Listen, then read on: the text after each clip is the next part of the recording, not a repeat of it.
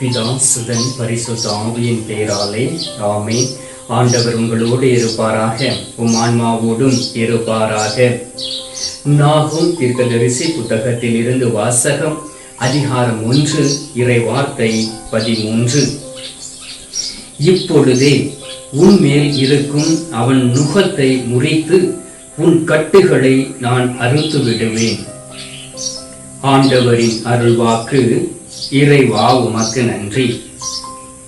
கிறிஸ்துவுக்குள் பிரியமான என் அன்பு சகோதர சகோதரிகளே, இந்த நேரத்திலே ஆண்டவர் உங்களை பார்த்து சொல்லுகின்றார், என் மக்கள், என்னுடைய பிள்ளைகள் பலவிதமான கட்டுகளினால் இருக்கிறார்கள். எனவே அந்த கட்டுகளை நான் அறுத்தெறிவேன் என்று வாக்கு கொடுக்கின்றார். ஆம் அன்பார்ந்தவர்களே, நம் ஆண்டவராகிய இயேசு கிறிஸ்து உங்களை பார்த்தும் என்னை பார்த்தும் இந்த அதிகாலை இந்த வார்த்தையை கொடுத்திருக்கின்றார். இப்பொழுதே உன் மேல் இருக்கும் மற்றவர்களுடைய நுகத்தை நான் முறித்து விடுவேன், உன் மேல் இருக்கக்கூடிய அந்த கட்டுகளை அறுத்து விடுவேன் என்று சொல்லுகின்றார். அப்படி என்றால் என்ன அர்த்தம் என்பதை நாம் புரிந்து கொள்ள வேண்டும். அன்பார்ந்தவர்களே, சில நபர்கள் உங்களுக்கு எதிராய் பொய் சாட்சி சொல்லலாம், தன்னுடைய பிரச்சனைகளை உங்கள் மீது சுமத்தலாம், தன்னுடைய பாரங்களை உங்கள் மீது சுமத்தலாம், உங்களுக்கு எதிராக அவதூறான வார்த்தைகளை உதிர்த்து உங்கள் வீட்டிற்குள்ளே ஒரு குழப்பத்தை உண்டு பண்ணலாம். அன்பார்ந்தவர்களை, மிகவும் தெளிவாக இருக்க வேண்டும். யார் உங்கள் நண்பர் என்பதை நீங்கள் அறிந்து கொள்ள வேண்டும். யாரிடம் போய் உங்களுடைய பிரச்சனைகளை நீங்கள் பேசுகிறீர்கள் என்பதை உணர்ந்து கொள்ள வேண்டும். அன்பார்ந்தவர்களே, உங்களுடைய வாழ்க்கையிலும் ஒரு ஆன்மீக தந்தையை நீங்கள் தேர்ந்து கொள்ள வேண்டும். நீங்கள் சீராக்கு புத்தகத்தை வாசித்து பாருங்கள், அதில் நண்பர்களை பற்றி ஒரு பகுதி கொடுக்கப்பட்டு இருக்கின்றது. நீங்கள் எல்லோரிடம் போய் நீங்கள் பேசக்கூடிய வேளையிலே உங்களுடைய வார்த்தைகளே உங்களுக்கு தண்டனை தீர்ப்பை உண்டு பண்ணும். எனவே தான் ஆண்டவராகிய இயேசு கிறிஸ்து இந்த உலகத்தில் வாழும் பொழுது அழகாக சொல்லுகின்றார், ஆம் என்றால் ஆம், இல்லை என்றால் இல்லை என்கின்ற வார்த்தை மட்டும் நீங்கள் பேசக்கூடிய வேளையிலே ஆண்டவர் என்ன செய்வார் தெரியுமா? உங்களுக்கு துணை இருப்பார். மற்றவர்கள் உங்களை பார்த்து தவறாக பேச முடியாது. எனவே தான் எசையா தீர்க்கதரிசி அந்த திருக்கோயிலிலே ஆண்டவருடைய பிரசன்னத்தையும் மகிமையும் பார்த்த பொழுது முதலாக இவ்வாறு சொல்லுகின்றார், ஆண்டவரே, பாவம் நிறைந்த வாழ்க்கை வாழ்ந்தவன், பாவம் நிறைந்த மக்களோடு வாழ்ந்து கொண்டு இருக்கிறவன், தூய்மையற்ற உதடுகளை கொண்டவன், அப்படி இருக்க நீர் எப்படி என்னை தேர்ந்தெடுக்க முடியும் என்று அவர் சொல்லுகின்றார். ஆண்டவர் அவருடைய நாவை தொடுகின்றார் தன்னுடைய வானதூதரின் மூலம். அந்த நெருப்பை கொண்டு அவர் தொட்ட வேளையிலே அவர் பரிசுத்தம் அடைகின்றார். எனவே அன்பார்ந்தவர்களே, ஒருவேளை நீங்கள் உங்கள் பிரச்சனைகளை மற்றவர்கள் மீது சுமத்தி இருக்கலாம், உங்களுடைய வாழ்க்கையில் உள்ள பாரங்களை மற்றவர்களிடம் சுமத்தி இருக்கலாம், வேலை செய்த இடத்தில் நீங்கள் செய்த தவறை மற்றவர்கள் மீது நீங்கள் சுட்டி காட்டி அவர்களை பிரச்சனைக்குள் தள்ளி இருக்கலாம். அதே போல் அனுபவம் உங்களுடைய வாழ்க்கையில் கிடைத்திருக்கலாம். பள்ளியில் படித்துக் கொண்டு இருக்கக்கூடிய குழந்தை செல்வங்கள் எதையாவது திருடிவிட்டு அல்லது தவறாக பேசி அவர்கள் அந்த பழியை மற்றவர்களிடம் போட்டிருக்கலாம், மற்ற சிறுவர்கள் மீது போட்டிருக்கலாம். இளமை பருவத்தில் நீங்கள் செய்த பாவத்தை மற்றவர்கள் மீது சுமத்தி இருக்கலாம். அவன்தான் என்னோடு கூட இருக்கின்றான், அவன்தான் என்னை அழைத்து சென்றான், அவள்தான் என்னை அழைத்து சென்றாள் என்று சொல்லி நீங்கள் தாறுமாறாக ஆதாம் ஏவாள் பழியை போட்டது போல் நீங்கள் பழியை போட்டுக் கொண்டிருக்கலாம். இந்த நாளில் அப்படிப்பட்ட நுகங்களை ஆண்டவர் எடுத்து மாற்றப் போகின்றார். அப்படிப்பட்ட செயல்களை ஆண்டவர் உங்களுடைய வாழ்க்கையில் இருந்து முழுவதும் எடுத்து மாற்றப் போகின்றார். நீங்கள் என்ன செய்ய வேண்டும் தெரியுமா? ஆண்டவரிடம் வர வேண்டும். ஏனென்றால் சில வகையான நுகங்கள் நம்மை அழுத்தி கொண்டு இருக்கும். நம்முடைய நுகத்தை நம்மால் சுமக்க முடியாது. நுகம் என்றால் நீங்கள் அறிந்திருக்கலாம், 2 காளை மாடுகளுக்கு இடையே வைத்திருக்க இரண்டையும் இணைப்பதற்கு வைத்திருக்கும் ஒரு மரக்கட்டையை தான் அவர்கள் நுகம் என்று சொல்லுகிறார்கள். அப்படி என்றால் அதே போல் நுகத்தை நாம் சுமந்து இருக்கலாம். நம்முடைய நுகத்தை ஆண்டவராகிய இயேசு கிறிஸ்து சிலுவை என்கின்ற நுகத்தினால் சுமந்து தீர்த்தார். எனவே அன்பார்ந்தவர்களே, மிகவும் தெளிவாய் இருக்க வேண்டும், மிகவும் விழிப்பாய் இருந்து நாம் பேசக்கூடிய வார்த்தைகள் எப்படிப்பட்டவை என்பதை நாம் அறிந்திருக்க வேண்டும். எனவே இந்த நாளில் முதலில் ஆண்டவர் சொல்லுகின்றார், என் மகனுக்கும் மகளுக்கும் இருக்கக்கூடிய அந்த நுகத்தை நான் எடுத்து மாற்றுவேன், அந்த தடை என்கின்ற நுகத்தை எடுத்து மாற்றுவேன். அந்த நுகம் கழுத்தில் அழுத்தி கொண்டு இருக்கின்றதாம், உள்ளத்தில் அழுத்தி கொண்டு இருக்கின்றதாம், வாழ்க்கையில் அழுத்தி கொண்டு இருக்கின்றதாம். அந்த நுகம் என்கின்ற அந்த கட்டையை ஆண்டவர் எடுத்து மாற்றப் போகின்றார். இரண்டாவதாக ஆண்டவர் சொல்லுகின்றார், கட்டுகளை அறுத்து விடுவேன் என்று சொல்லுகின்றார். கட்டுகள் என்றால் நமக்கு தெரியும், நாம் வயலில் அறுவடை செய்யக்கூடிய வேளையிலே அந்த நெற்பயிர்களை அறுத்து கட்டுகளாய் கட்டுவோம். அதே போல் பதர்கள் இருந்தால் அதை அறுத்து கட்டுகளாய் கட்டுவோம். புற்களை அறுத்து அதை நாம் கட்டுகளாய் கட்டி வீட்டிற்கு எடுத்து சென்று ஆடு மாடுகளுக்கு கொடுப்போம். அதே போல் முட்செடிகள் வளர்ந்திருக்கிறது என்றால் அதை வெட்டி நாம் கட்டுகளாய் கட்டுவோம். மரங்களை வெட்டி அதனுடைய இலைகளை கட்டுகளாய் கட்டுவோம். அதே போல் அன்பார்ந்தவர்களே, நம்முடைய வாழ்க்கையிலும் சில வகையான கட்டுகள் இருக்கின்றன. நம்முடைய வாழ்க்கையில் இருக்கக்கூடிய கட்டுகளை நாம் அறியாமல் இருக்கின்றோம், உணராமல் இருக்கின்றோம். எனவே நாம் ஜெபிக்கக்கூடிய வேளையிலே பதில் கிடைப்பதில்லை. நாம் சாப கட்டுகளில் இருக்கலாம், வேதனை என்கின்ற ஒரு கட்டுக்குள் இருக்கலாம், பாவம் என்கின்ற ஒரு கட்டுக்குள் இருக்கலாம், நாம் தூக்கம் என்கின்ற ஒரு கட்டுக்குள் இருக்கலாம், நாம் புரணி பேசி ஒரு கட்டுக்குள் இருக்கலாம், நம்முடைய குடும்ப சமாதானத்தை இழந்து ஒரு கட்டுக்குள் இருக்கலாம். ஆண்டவர் சொல்லுகின்றார், நீ ஏன் கவலைப்பட வேண்டும்? உன் நுகங்களை முறித்த நான் உன் கட்டுகளை நான் அறுத்து எறிவேன் என்று சொல்லுகின்றார். அதற்கும் நாம் என்ன செய்ய வேண்டும் தெரியுமா? உள்ளத்தில் விசுவசித்து இயேசுவே ஆண்டவர் என்று அறிக்கையிட்டு அவரை தேடி வரக்கூடிய வேளையிலே ஆண்டவர் அந்த கட்டுகளை அறுத்தெறிவார். சாத்தானினால் கொண்டு வரப்பட்ட அந்த கட்டுகளை ஆண்டவர் அறுத்தெறிவார். சாத்தான் மற்றவர்களை பயன்படுத்தி உங்களை கட்டுகளாய் கட்டி வைத்திருக்கலாம். வேலை செய்த இடத்திலே வேலை செய்ய முடியாதபடி உங்கள் கை கால்களை கட்டி வைத்திருக்கலாம். நீங்கள் எழுந்து ஜொலிக்கும்படி ஆண்டவரிடம் திரும்பி வர வேண்டும். வேலை கிடைக்காதபடி சாத்தான் உங்களை கட்டி வேதனைக்குள் தள்ளி கொண்டு இருக்கலாம். உங்களுக்கு பிரச்சனை உங்களுடைய தாய் தந்தையினால் வரலாம், உங்களுடைய குழந்தைகளால் வரலாம், கணவன் மனைவியினால் வரலாம், மனைவி கணவனிடமிருந்து வரலாம். எனவே எல்லாவற்றையும் நாம் என்ன செய்ய வேண்டும் தெரியுமா? ஆண்டவருடைய பாதத்தில் ஒப்பு கொடுத்து அவரிடம் நாம் ஜெபிக்கக்கூடிய வேளைகளையும் கட்டுகளை அவர் அறுத்தெறிவார், நுகங்களை உடைத்தெறிவார். அதற்கு நமக்கு என்ன தேவை தெரியுமா? ஆண்டவரிடம் திரும்பக்கூடிய நல்ல ஒரு உள்ளம் வேண்டும். அந்த நல்ல ஒரு உள்ளத்தை ஆண்டவரை எனக்கு தாரும் என்று நாம் ஜெபிக்கக்கூடிய வேளையிலே ஆண்டவர் உண்மையிலுமாக நம்முடைய கட்டுகளை அறுத்தெறிவார். அதற்கு இந்த நாளில் நீங்கள் தயாராக இருக்கிறீர்களா?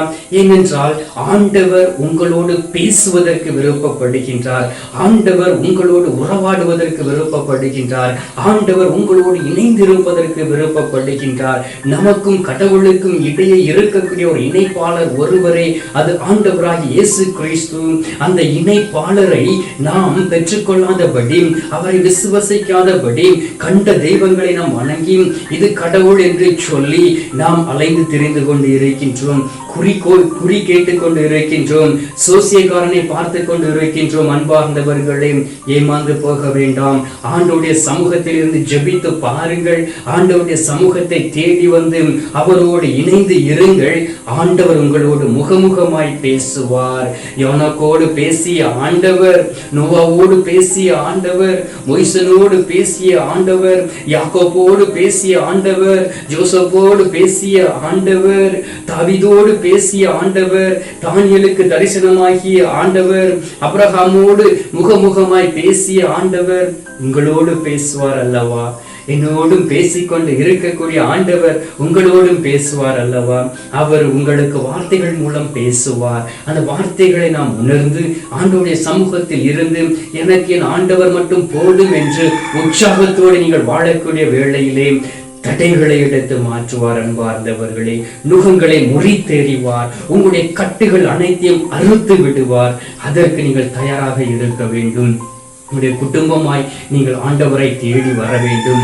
எனக்கு என்னுடைய கணவர் ஜெபத்திற்கு வர மாட்டேங்கிறாரே, என்னுடைய பிள்ளைகள் வர மாட்டேங்கிறதே, ஒன்றாக இணைந்து ஜெபிக்க முடியவில்லையே, என்னுடைய மனைவி ஜெபம் செய்யும் பொழுது அவர் டிவி பார்த்து கொண்டு இருக்கிறார்களே, கவலைப்பட வேண்டாம். மற்றவர்களை குறை சொல்லாதபடி ஆண்டவருடைய சமூகத்தில் இருந்து உருக்கமாக உங்களுடைய குடும்பத்திற்காக ஜெபியுங்கள். ஆண்டவர் என்ன செய்வார் தெரியுமா? அந்த பாவம் என்கின்ற தடை எடுத்து மாற்றுவார். நுகம் என்கின்ற தடை எடுத்து மாற்றுவார். கட்டு என்கின்ற பாவத்தை எடுத்து மாற்றுவார். எனவே அன்பார்ந்தவர்களே, இப்படிப்பட்ட இன்னல்களுக்குள் விழுந்து விடாதபடி நாம் ஆண்டவரிடம் ஜெபிக்க வேண்டும். 2 கொரிந்தியர் 7வது அதிகாரம் 4வது வார்த்தையில் சொல்லப்பட்டு இருக்கின்றது, எல்லா இன்னல்களுக்கு இடையும் என் உள்ளத்தில் ஆறுதல் நிறைந்திருக்கிறது, மகிழ்ச்சி பொங்கி வழிகிறது என்று அழகாக பவுலடியார் கொரிந்து நகர் மக்களுக்கு எழுதுகின்றார்.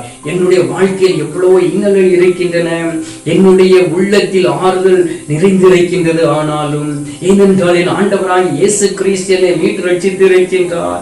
என் உள்ளத்தில் மகிழ்ச்சி பொங்கி வழிகின்றது. நீங்கள் கட்டுக்குள் இருக்கலாம், நீங்கள் நுகங்களை சுமந்து கொண்டு இருக்கலாம், அவத்தை மகிழ்ச்சியோடு ஏற்றுக்கொள்ளக்கூடிய வேளையிலே ஆண்டவர் நிறைவான மகிழ்ச்சி உங்களுக்குள் கொடுப்பார். உங்களுடைய உள்ளத்தில் ஆறுதலை கொடுப்பார், சமாதானத்தை கொடுப்பார், குடும்பத்தோடு இணைந்து ஜெபிக்கக்கூடிய பலத்தையும் வல்லமையும் உங்களுக்கு கொடுப்பார். அன்பார்ந்தவர்களே, இயேசுவை உற்று நோக்குவோம். இயேசுவின் மீது கண்களை பதிய வைப்போம். உங்களுடைய பார்வையில் தடுமாற்றம் வருகிறது என்றால் நீங்கள் ஆண்டவரோடு இணைந்து இருக்கவில்லை. உள்ளத்தில் ஒரு பிளவு இருக்கிறது என்றால் நீங்கள் ஆண்டவரை அன்பு செய்யவில்லை. உங்களுடைய வாழ்க்கையில் ஒரு குழப்பம் இருக்கிறது என்றால் நீங்கள் ஆண்டவரை தேடாதவர்களாய் இருந்து கொண்டு இருக்கிறீர்கள். அதை நீங்கள் அறிந்து கொள்ள வேண்டும். மத்தேயு நற்செய்தி 11வது அதிகாரம் 28-30 வசனங்களை வாசித்து பாருங்கள். ஆண்டவர் இவ்வாறு சொல்லுகின்றார், பெரும் சுமை சுமந்து சோர்ந்திருப்போர்களே, எல்லோரும் என்னிடம் வாருங்கள், நான் உங்களுக்கு இளைப்பாறுதல் தருவேன். என் நுகம் அழுத்தாது, என் சுமை எளிதாக உள்ளது என்று உங்களை பார்த்து சொல்லுகின்றார். பாருங்கள் அன்பார்ந்தவர்களே, இப்படி ஒரு மெய்யான தெய்வம் இந்த உலகத்தில் நமக்கு உண்டா? அவர் மட்டுமே மெய்யான தெய்வமாய் இருக்கின்றார். ஏன் அவர் மனுக்குலத்தை தேட வேண்டும்? ஏன் அவர் நம்மோடு பேச வேண்டும்? இன்னும் ஏன் அவருடைய திருச்சபை வழியாக செயலாற்ற வேண்டும்? ஏன் இந்த சரீரங்கள் அழியாமல் இருக்கின்றன? புனிதர்களுடைய உடல்கள் ஏன் 5 காயங்கள் வரங்களை பெற்று புனிதர்களாய் இந்த உலகத்தில் வாழ்ந்து கொண்டு இருக்கிறார்கள் என்பதை நீங்கள் உணர்ந்து கொள்ள வேண்டும். ஏனென்றால் நானே ஆண்டவர், நானே இயேசு, நானே உங்களை தேடி வந்து என்னுடைய இரத்தங்களை எல்லாம் கொடுத்து உங்களை மீட்டிருக்கிறேன் என்பதை உங்களுக்கு மீண்டும் மீண்டும் வெளிப்படுத்துவதற்காகவே இந்த வகையான அடையாளங்களை நம்முடைய திருச்சபையில் பார்க்கலாம். நற்கருணையை பாருங்கள். அது உடலாகவும் சரீரமாகவும் மாறும் பொழுது அது உண்மையான சரீரமாகவும் இரத்தமாகவும் இருந்ததை இன்னும் நாம் பார்த்து கொண்டு இருக்கின்றோம். எனவே நாம் ஆண்டவராகிய இயேசு கிறிஸ்துவோடு இணைவோம். அவர் நம்முடைய நுகங்களை சுமந்து தீர்த்து விட்டார். நம்முடைய கட்டுகளை அவர் அறுத்தெறிந்து விட்டார். எனவே உற்சாகத்தோடு இந்த நேரத்தில் நாம் அவரிடம் நாம் ஜெபிப்போம், நன்றி செலுத்துவோம். என்னோடு இணைந்து ஆண்டவருக்கு நன்றி செலுத்தி ஜெபிப்பீர்களா? இப்பொழுது நாம் ஜெபிக்கலாம். எங்கள் பரலோக தந்தையே, இயேசு கிறிஸ்துவே, தூயனல் ஆவியே, தந்தையே, இந்த அருமையான காலை பொழுதிற்காக நன்றி சொல்லி உம்மை துதிக்கிறோம் சுவாமி. தகப்பனே, ஒவ்வொரு நாளும் நீர் எங்களோடு கூட இருந்து வழிநடத்தி கொண்டு இருப்பதற்காக ஸ்தோத்திரம் தந்தையே. இந்த அதிகாலையிலும் கூட உமது அருமையான வார்த்தைக்காக உமக்கு நன்றி சொல்லி உம்மை துதிக்கிறோம் சுவாமி. தகப்பனே, நாங்கள் விழுந்து விடாதபடி நீர் எங்களை அரவணைத்து வழிநடத்தி கொண்டு இருக்கின்றீர். ஆனாலும் தகப்பனே, தேவையில்லாத நுகங்களை நாங்கள் சுமந்து கொண்டு இருக்கின்றோம். ஆண்டவரே, வேதனையினால் வந்த நுகங்களை சுமந்து கொண்டு இருக்கின்றோம். நோயினால் வந்த நுகங்களை சுமந்து கொண்டு இருக்கின்றோம். பாவங்களினால் வந்த நுகங்களை சுமந்து கொண்டு இருக்கின்றோம். ஆண்டவரே, மற்றவர்களினால் வந்த நுகங்களை சுமந்து கொண்டு இருக்கின்றோம். மனிதர்களை நம்பி போய் நாங்கள் கிடைத்த நுகங்களை சுமந்து கொண்டு இருக்கின்றோம். மற்றவர்களுக்காக பிணை கைதியாக இருந்து நுகங்களை சுமந்து கொண்டு இருக்கின்றோம். ஆண்டவராகிய இயேசு கிறிஸ்துவே, இந்த நேரத்திலும் எங்களுடைய நுகங்களை அகற்றி மாற்றுவீராக. எங்களுக்கு எதிராக பேசுகிறவர்கள், எங்களுக்கு எதிராக செயலாற்றுகிறவர்கள், எங்களுக்கு எதிராக கடிதங்களை எழுதி எங்களுடைய பெயர்களை கெடுக்கிறவர்கள் ஒவ்வொருவரையும் உமது கல்வாரி பாதத்தில் ஒப்புக் கொடுக்கின்றோம். ஆண்டவரே, நீர் வாக்கு கொடுத்து இருக்கின்றீரே, இன்று உன் கட்டுகளை நான் அறுத்தெறிவேன் என்று நாகும் 1:13 சொன்னதுபடி ஆண்டவரே, எங்களுடைய கட்டுகளை அறுத்தெறிவீராக. என் தேவையில்லாத கட்டுகளினால் கட்டப்பட்டு இருக்கின்றோம். ஆண்டவரே, பாவம் என்கின்ற கட்டுகளினால் கட்டப்பட்டு இருக்கின்றோம். சாபம் என்கின்ற கட்டுகளால் கட்டப்பட்டு இருக்கின்றோம். ஆண்டவரே, நாங்கள் இந்த நாளிலும் கூட உம்மை தேடி வந்து இருக்கின்றோம். மனிதர்களை தேடி, ஜோசியக்காரர்களை தேடி, குறி சொல்பவர்களை தேடி, செய்வனை வைக்கவர்களை தேடி நாங்கள் அடைந்த நாட்கள் உண்டு. இந்த நேரத்தில் உம்மை தேடி வந்திருக்கின்றோம். இந்த கட்டுகள் எல்லாவற்றையும் அறுத்தெறிந்து ஆண்டவரே, எங்களுடைய உள்ளத்தில் ஆறுதலும் மகிழ்ச்சியும் தரும்படியாக செபிக்கிறோம். ஆண்டவரே, அதை கொண்டு ஒரு சாட்சியான வாழ்க்கை வாழ நீர் எங்களை பலப்படுத்த வேண்டுமாய் நோக்கி ஜெபிக்கிறோம். சுவாமி இயேசுவே, நீரே எங்களுக்கு எல்லாமா இருக்கின்றீர். நீரே எங்களை சுமந்து எங்களுடைய வழிகளை எடுத்து மாற்றியிருக்கின்றீர். கல்வாரில் சிலுவையை சுமந்தது போல் எங்களை ஒவ்வொரு நாளும் சுமந்து கொண்டு இருக்கின்றீர். பெரும் சுமை சுமந்து சோர்ந்திருப்போர்களே, எல்லோரும் என்னிடம் வாருங்கள், நான் உங்களுக்கு இளைப்பாறுதல் தருவேன் என்று வாக்கு கொடுத்தவரே, உம்மை தேடி வந்திருக்கின்றோம். உம்மை தேடி வந்திருக்கின்றோம். உம்மை நம்பி வந்திருக்கின்றோம். உம்மீது விசுவாசம் வைத்து வந்திருக்கின்றோம். நற்கருணையின் வழியாக அநேக புனிதர்களோடு பேசிய என் தெய்வமே, இந்த நேரத்தில் உங்கள் பிள்ளைகளிடம் நீர் பேசும்படியாக செபிக்கிறேன். ஆண்டவரே, வார்த்தையின்படி பேசும்படியாக செபிக்கிறேன். ஆண்டவரே, குடும்பங்களில் இருக்கக்கூடிய தடைகளை எடுத்து மாற்றும். ஆண்டவரே, வேலை செய்கிற இடத்தில் இருக்கக்கூடிய தடைகளை எடுத்து மாற்றும். திருமண தடைகளை எடுத்து மாற்றும். திருமண கட்டுகளை அறுத்தெறிவீராக. பிள்ளை பாக்கியம் கொடுத்து ஆசீர்வதிப்பீராக. அதற்கு தடையாய் இருக்கக்கூடிய கட்டுகளை அறுத்தெறியும்படியாக செபிக்கிறோம். சுவாமி தகப்பனே, ஆண்டவரே, இந்த நேரத்தில் இந்த பிள்ளைகள் உள்ளம் சோர்ந்து போய்விடாதபடி, அவருடைய கால்கள் தடுமாடி விடாதபடி, திகில் என்கின்ற ஒரு பயம் அவருக்குள் வந்து விடாதபடி, ஆண்டவரே, அவருடைய முகங்கள் வெளிரி போய்விடாதபடி, ஆண்டவரே, நீர் அவர்களை பாதுகாத்துக் கொள்ளும்படியாக செபிக்கிறேன். ஆண்டவரே, எதிரிகள் வீரர்களை போல் வந்து தாக்கி விடாதபடி, ஆண்டவரே, நீர் அவர்களுக்கு கேடயமாய் இருக்கும்படியாக செபிக்கிறேன். ஆண்டவரே, thank you Jesus, hallelujah, ruba rilaba silaba duralama halaba shuralaba haraba sharaba duraba. Thank you Jesus, praise to Jesus. இயேசுவே, இந்த அதிகாலையில் எங்களுடைய ஜெபங்களை கேட்டிருப்பதற்காக நன்றி. வல்லமையாய் செயலாற்றிக் கொண்டு இருப்பதற்காக நன்றி. படைகளின் ஆண்டவராய் இருந்து எங்களை பாதுகாத்துக் கொண்டு இருப்பதற்காக உமக்கு ஸ்தோத்திரம், ஸ்தோத்திரம், ஸ்தோத்திரம். மீட்பெரும் இரட்சகருமான இயேசுவின் திருக்கரத்தில் ஒப்புக் கொடுத்து எங்கள் தாய் கன்னிமரியாள் வழியாக ஜெபிக்கின்றோம். எங்கள் நல்ல தந்தையே, ஆமீன். அருள் நிறைந்த மரியே வாழ்க, கர்த்தருடனே பெண்களுக்குள் ஆசீர்வதிக்கப்பட்டவள் நீரே. உம்முடைய திருவயிற்றின் கனியாகிய இயேசுவும் ஆசீர்வதிக்கப்பட்டவரே. அஜிஷ்ட மரியே, சர்வேசுடைய மாதாவை, பாவிகளாக இருக்கிற எங்களுக்காக இப்பொழுதும் எங்கள் மரண நேரத்தில் வேண்டிக் கொள்ளும். ஆமீன். பிதாவுக்கும் சுதனுக்கும் பரிசுத்த ஆவிக்கும் மகிமை உண்டாவதாக. ஆதியில் இருந்தது போல இப்பொழுதும் எப்பொழுதும் என்றென்றும் இருப்பதாக. ஆமீன். அன்பார்ந்தவர்களே, ஆண்டவர் இந்த நாளில் உங்கள் நுகத்தை முறித்து உங்களுடைய கட்டுகளை அறுத்து எறிந்து விட்டார். விசுவசியுங்கள். தொடர்ந்து ஆண்டவருடைய வார்த்தைகளை தியானிங்கள். குடும்பமாய் இருந்து ஜெபமாலை சொல்லுங்கள். நற்கருணை நாதருடைய முகத்தை தேடி வாருங்கள். உங்களுடைய குடும்பம் ஆசீர்வதிக்கப்படும். இந்த நேரத்தில் நற்கருணை நாதர் தரக்கூடிய அந்த மகிமையான ஆசீர்வாதத்தை பெற்றுக்கொள்வோம். எல்லாம் அல்ல இறைவன் பிதா, சுதன், பரிசுத்த ஆவி உங்களை ஆசீர்வதித்து உங்களுடைய கட்டுகள் எல்லாவற்றையும் அறுத்தெறிவாராக. ஆமீன்.